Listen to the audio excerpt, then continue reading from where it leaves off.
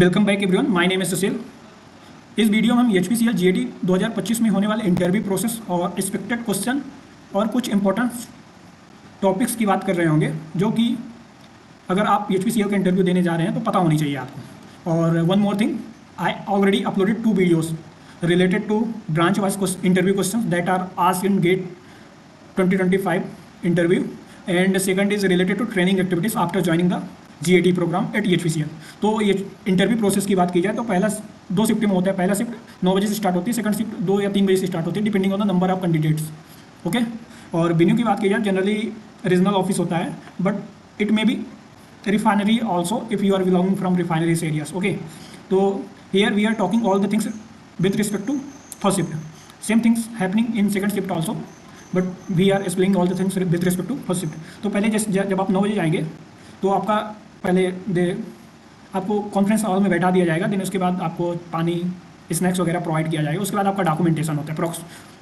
Approx 9 से 10 के बीच में ये चीज़ें हो जाती हैं। अगर आप थोड़ा लेट भी पहुँचते हो तो ऐसा कोई वरी होने की जरूरत नहीं है। डॉक्यूमेंटेशन अगर 1-2 कम है तो आपको फॉर्म फिलअप करने के लिए भी दे सकते हैं। ऐसा ज़्यादा परेशान होने की बात नहीं। अगर इससे रिलेटेड कोई क्वेरी हो तो आप पूछ सकते हैं। ओके, सो एक्सपेक्टेशन ये है कि 10 बजे आपका इंटरव्यू स्टार्ट हो जाता है। जनरली 1 बाई 1 आपको इंटरव्यू के लिए भेजा जाएगा।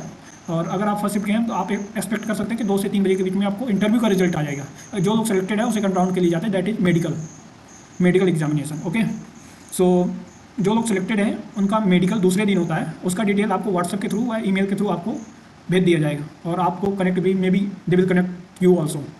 सो you need to make arrangement of stay. So this is a little bit tough task for you.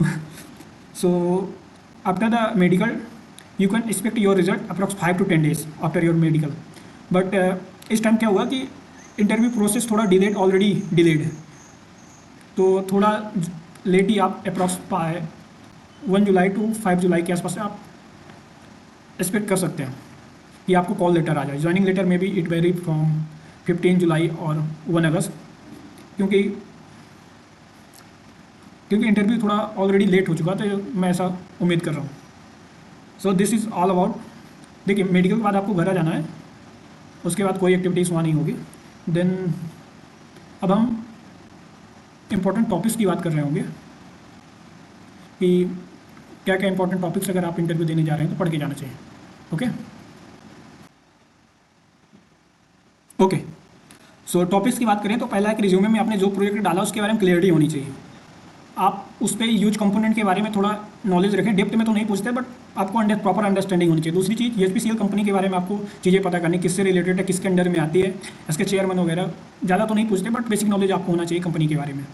और तीसरी चीज़ की बात करें तो HPCL पेट्रोल पंप में क्या क्या सुविधाएं होती हैं इसके बारे में थोड़ा बहुत नॉलेज रहती है, क्योंकि मेरे से क्वेश्चन पूछ लिया गया था इससे रिलेटेड कि ये HPCL पेट्रोल पंप पे आप डिफरेंट अदर पेट्रोल पंप से क्या देखते हैं, उसको बताना था। तो मैंने वही जो मेरे को लगा मैंने बता दी। और तीसरी चीज़, अगर आपको MS एक्सेल वगैरह आता है, क्योंकि डॉक्यूमेंटेशन पार्ट बहुत रहता है अगर आप रीजनल ऑफिस में सिलेक्टेड होते हैं। Not only regional office, if you are selected in a pipeline और मार्केटिंग डिवीजन, सो वहाँ भी डॉक्यूमेंटेशन तो मेन रहता है। स्टार्टिंग में आपको डॉक्यूमेंटेशन ही दिया जाता है। अदर पार्ट इज ऑटोमेशन, तो ऑटोमेशन तो वहाँ जाके ही आपको चीज़ें समझ में आएंगी। और ऑटोमेशन की अगर बात करें तो रिलेटेड टू स्काडा, मैं 5वें टॉपिक में डाल देता हूँ। स्काडा एंड PLC से रिलेटेड रहता है। स्काडा एंड PLC से रिलेटेड रहता है। अगर इसके भी थोड़े ऑपरेशन मतलब नॉलेज हो, नॉट डेप्थ की बात नहीं कर रहा हूँ, अगर थोड़ा स्टार्टिंग का नॉलेज हो तो that will be also a good point for you. और अपनी सब्जेक्ट का बेसिक नॉलेज होना चाहिए। So this is important topic जो आपको जाते समय तैयार करके जाना चाहिए। ऐसा नहीं है कि इंटरव्यू जो है तो आपकी लैंग्वेज में भी होता है, जो आपकी common language Hindi basically PSU उसमें ऐसा रहता है कि जो नॉर्मल लैंग्वेज है हिंदी का यूज करते हैं। बहुत कम चांसेस है कि आपसे इंग्लिश में क्वेश्चन पूछे जाए। ओके, तो भाषा का भी कोई ज़्यादा वो नहीं है, परेशानी होने की बात नहीं है कहने का मतलब है। सो ये टॉपिक है, इनको तो पढ़ के ही जाना है।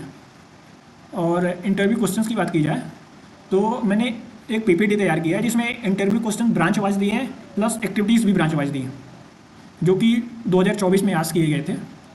तो मैं PPT अपने टेलीग्राम पे ऑलरेडी डाल रखा हूँ, और टेलीग्राम का ग्रुप जो भी टेलीग्राम लिंक है मैंने अपने यूट्यूब चैनल के जो भी बायो है उस पर डाल रखा है। तो आप वहाँ से जाके देख सकते हैं, या कि जो मेरा प्रीवियस वीडियोस है वहाँ से भी देख सकते हैं, क्योंकि वहाँ मैंने ऑलरेडी एक्सप्लेन कर दिया क्या क्या क्वेश्चन पूछे जाते हैं, क्या क्या टर्मिनोलॉजीज होती हैं और किस तरह की एक्टिविटीज़ होती हैं।